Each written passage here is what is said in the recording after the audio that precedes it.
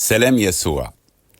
في واحد بيسأل سؤال بيقول: عندما نقل أليشع البرص من نعمان السرياني إلى جيحزي غلام أليشع ونسله إلى الأبد، ما ذنب نسل جيحزي بأن يرثوا هذا المرض إلى الأبد؟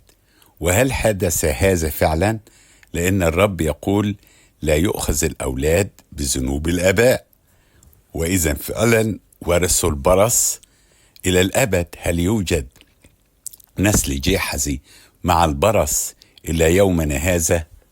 بص يا صاحب السؤال، أولا ناخد الحتة الأولى، إن كل إنسان هيدان بحسب أعماله ده أمام الله، لأن الغلط ليه عقابين، ليه عقاب أرضي وليه عقاب سماوي.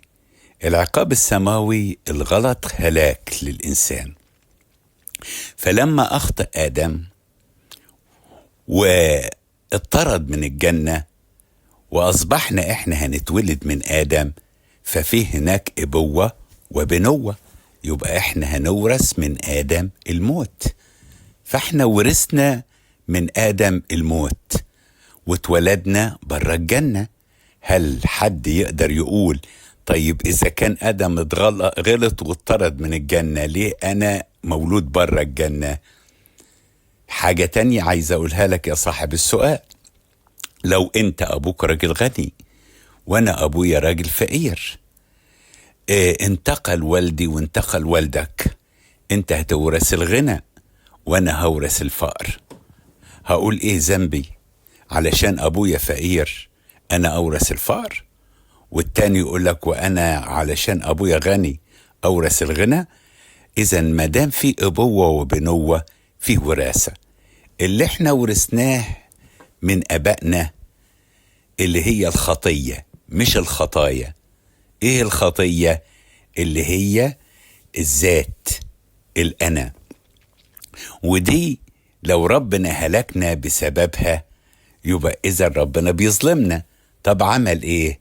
عمل حاجة اسمها الولادة التانية، يعني أنا اتولدت من آدم اتولد ولادة تانية، وده اللي قاله بولس الرسول: لأنه كما في آدم اللي هيعيش في آدم يموت الجميع، هكذا في المسيح يسوع سيحيا الجميع، وكل واحد في رتبته.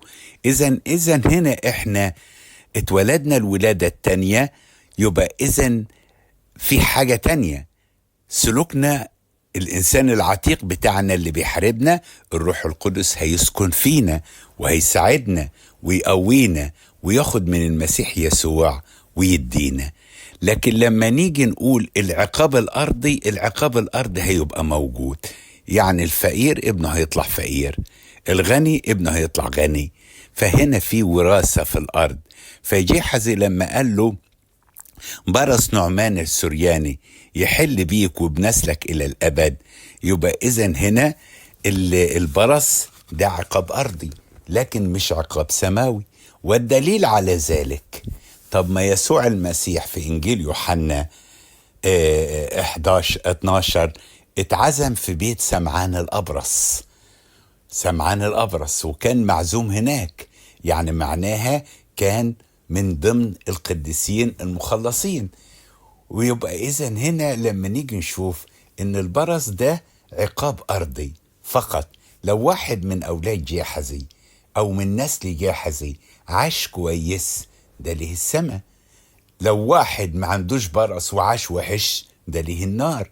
يبقى إذن هنا العقاب السماوي اللي هو لا يؤخذ الأبناء بذنوب الآباء، أما العقاب الأرضي فلا، الآباء أكلوا الحصرم والأبناء درسوا.